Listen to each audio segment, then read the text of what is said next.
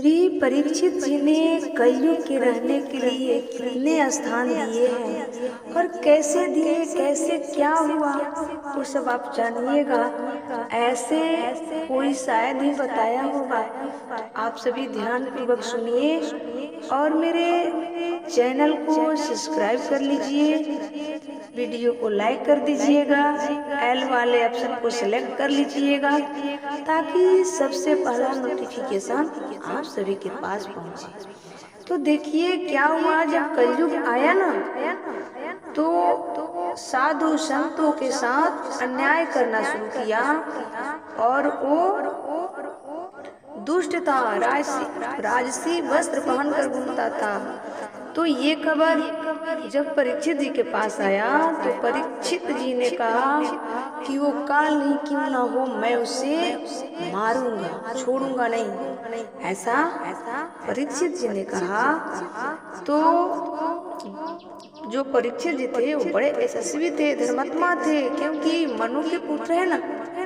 तो जब यह जानकारी कलयुग महाराज को पता चली कि मुझे छोड़ेंगे नहीं परीक्षित जी, और वो जहाँ कलयुग जाता वहाँ परीक्षित जी एकदम धनुष बाण लिए उसको मारने के लिए दौड़ाते ही रहते। तो क्या हुआ कि वो समझ गया कि ये छोड़ेंगे नहीं। तब अंत दाव में उसने श्री परीक्षित जी के चरणों में आकर गिरा और कहा कि प्रभु रक्षा कर लीजिए, मुझे स्थान दीजिए कि मैं कहाँ रहूं। तो श्री परीक्षित जी ने कहा कि देख, मेरे राज में तू प्रवेश नहीं कर सकता, मेरे राज में तू प्रवेश नहीं कर सकता। तो यदि परीक्षित जी के चरणों में नहीं गिरा होता कलयुग, तो शायद आज कलयुग नहीं आया होता। लेकिन देखिए, जो धर्मात्मा है वो अपने धर्म से विचलित नहीं होते हैं। उनके चरणों में गिर जाने की वजह से कलयुग श्री परीक्षित जी के चरणों में गिर गया। उसी की वजह से श्री परीक्षित जी ने कलयुग के रहने के लिए स्थान दे दिए। अब सुनिएगा कहाँ कहाँ दिए हैं। दूतम पानम स्त्रियः शृणु यत्र धर्मस्य चतुर्विधा। कलयुग कहाँ कहाँ रहता है? दूतम, जहाँ जुआ होता है वहाँ कलयुग होता है। ताश जुआ खेलोगे तो नाश ही नहीं सर्वनाश होगा। किसका हुआ? कौरवों ने तो जुआ ही खेला था। कौरवों ने और क्या खेला? जुआ।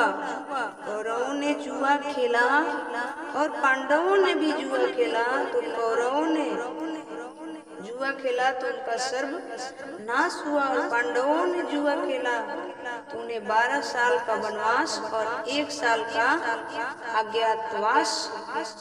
भरी सभा में पत्नी का अपमान हुआ, पूरा राज सिंहासन छीन गया, दर दर की ठोकर खानी पड़ी, 12 साल तक व्रण लाला बनना पड़ा अर्जुन को।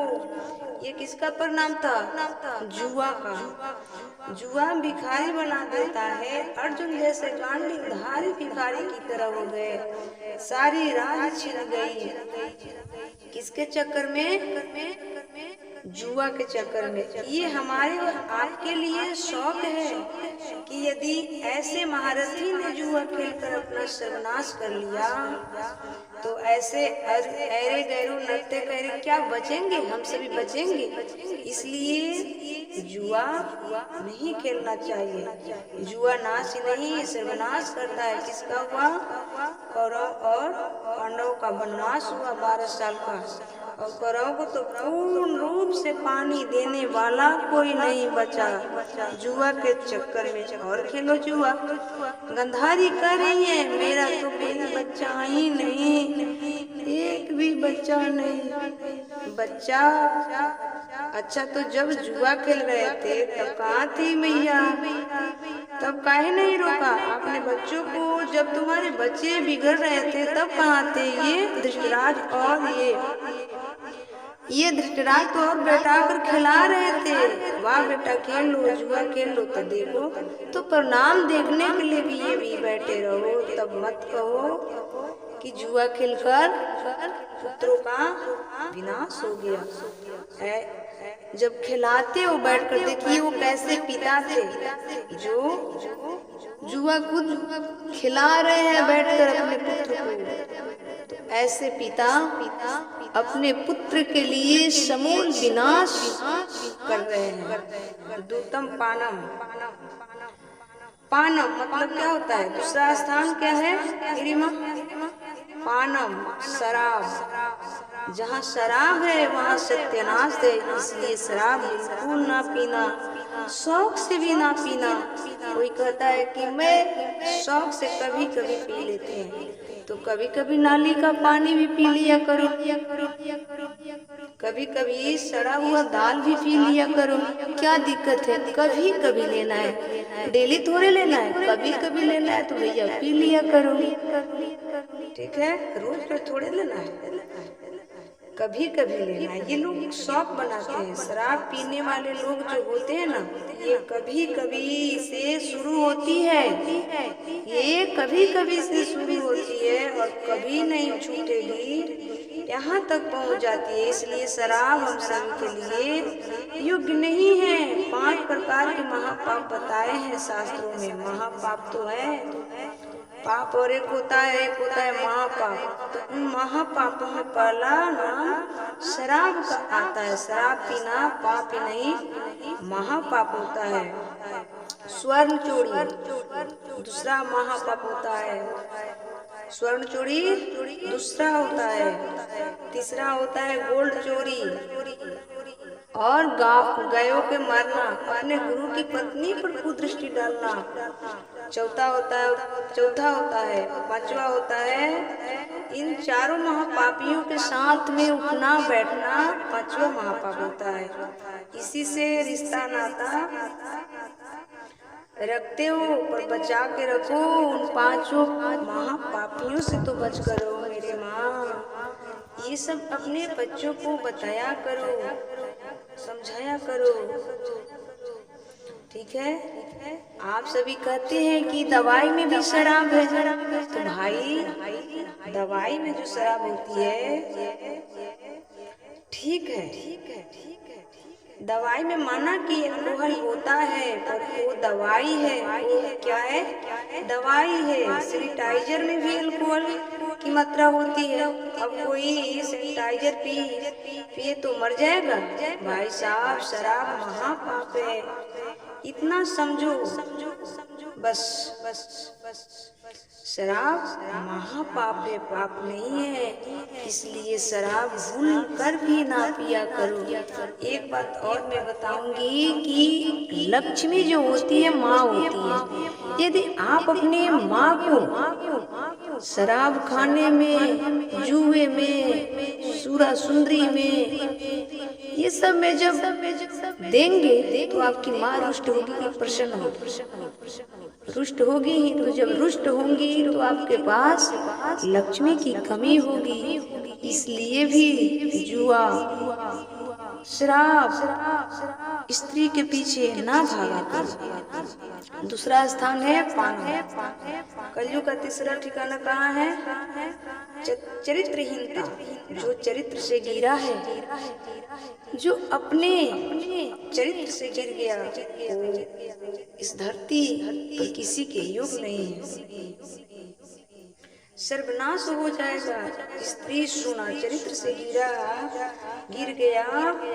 रावण ने देवताओं, दिक्पालों को, नाग लोगों को, स्वर्ग लोक को, सबको जीत लिया, पर अपने काम वासना को नहीं जीत लिया। और काम वासना ने उसे इतना परेशान किया जिसके कारण उसने माँ सीता का हरण किया, दूसरे की नारी को चुरा कर लिया और पराई नारी हरण करने के कारण ही उसका सर्वनाश हो गया। तो भूलकर भी पराई नारी की तरफ ना देखना। यदि आपको स्त्री दिखी, मैं ये नहीं कहती कि अब आंखें बंद करके चलो, ना जी, मार्केट जाओ तो आंखें बंद कर लो ना, ऐसा कोई नहीं है। देखिए जो स्त्री आपसे उम्र में ज्यादा दिखे उसे माँ समझिए, जो आपके बराबर की दिखे उसे बहन समझिए, पुरुष लोग के लिए है ये। और जो स्त्री आपसे छोटी बच्ची दिखे उसे बेटी समझिए, तीन ही रिश्ता है और इसके अलावा कोई रिश्ता नहीं है। जो मार्केट में जाते हैं तो मैं ये नहीं कहती कि आंखें बंद करके जाओ। और माताएं सुने, जो पुरुष आपके बराबरी का दिखे उसे भाई, जो आपसे बड़े दिखे उसे, जो आपके बड़े दिखे उसे पिताश्री, और जो आपसे छोटे हैं उसे अपना पुत्र समझकर इस नजर से देखिएगा तो कभी आपका चरित्र पर कोई उंगली उठाने वाला लाल नहीं खड़ा है, नहीं उठा सकता है, यदि आपने चरित्र को बचा कर रखा है। तो मैं कहती हूँ कि भगवान वहाँ अवश्य जाएंगे। भगवान तो वहीं जाते हैं। रावण के घर तो माँ सीता गई, पर विभीषण जी किससे मिले? भगवान से मिले थे ना। तो विभीषण जी क्या थे? चरित्र बचाए हुए थे, उनका चरित्र बचा था, इसलिए उन्हें भगवान के चरण मिले। ठीक है, यही होता है। देखिए आज भी रावण की पुतला जलाई जाती है और भगवान श्री राम की तो आज भी मंदिर बन रही है। कलयुग का चौथा स्थान है सोना, मतलब मांस। आप लोग मांस खाते हैं ना, अंडा खाते हैं ना, हाँ या ना? खाते हैं आप लोग अंडा, मुर्गी, मछली, बकरा, बकरी लोग खा जाते हैं। सज्जन सज्जन बनो सज्जन। दो सज्जन हमसे कह रहे थे कि अंडा तो शाकाहारी होता है। मेरे भैया अंडा शाकाहारी कैसे होता है? उसका भी तो प्रोसेस है। उसे ना छेड़ा जाए तो क्या वो बच्चा नहीं हो सकता, मुर्गी नहीं हो सकता? तो अंडा या मछली या मुर्गा या चिड़िया, ये सब क्या है? मांस ही तो है। आप लोग कितने निर्दयी हो गए हैं कि उड़ती हुई चिड़िया को आप नहीं देख सकते हैं।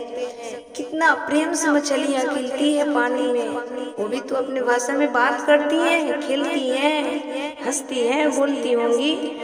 मुर्गा मुर्गी भी अपने भाषा में हंसते हैं, बोलते हैं, खेलते हैं। पर आप लोग इतने निर्दयी हो गए हैं कि आप लोग थोड़ा सा भी नहीं देखते और उसे मार कर खा जाते हैं।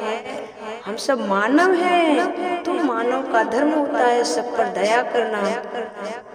तो भाई दया कीजिए। चौथा स्थान हमने कहाँ बताया आप सभी को? मांस। ठीक है, तो भैया मेरे मांस मत खाओ। मांस खाने वाले नरक में जाएंगे। देखिए मछलियाँ कितना प्रेम से खेलती है। गोस्वामी तुलसीदास जी ने लिखा है, खुशी मीन अगाल जमी हरण शरण एकहु बाधा।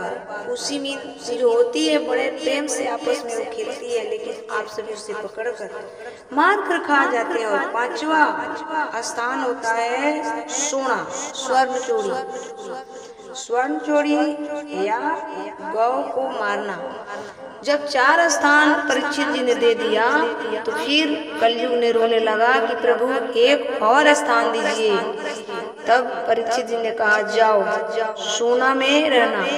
देखिए सोना में कलयुग भी रहता है और सोना में भगवान श्री कृष्ण भी वास करते हैं। यहाँ सुनिएगा ध्यान से और समझिएगा। जो हम सब मेहनत से संपत्ति, धन दौलत अर्जित करते हैं उसमें तो भगवान निवास करते हैं। उस सोने में, उस गुंड में श्री कृष्ण निवास करते हैं। और जो धन संपत्ति हम किसी के चुरा कर, किसी को मार कर, किसी को झूठ बुलाकर, किसी को धमकी देकर जबरदस्ती छीन लेते हैं, उस संपत्ति सोना यानी सोना ही नहीं, जो संपत्ति होती है, जो प्रॉपर्टी होती है, उसमें कलयुग का वास होता है। इसलिए आप सभी से यहाँ एक निवेदन करूँ कि आप सभी अपने संतान को मेहनत का अन्न खिलाया करो, मेहनत का पैसे दिया करो। मेहनत का खिलाने से क्या होगा? उसका बुद्धि सुधरेगा, उसकी उसके मस्तक पर कभी कलयुग महाराज सवार नहीं होंगे। शुद्ध अन्न खाएगा तो हरि का गुण गाएगा, इसलिए शुद्ध अन्न खाना चाहिए।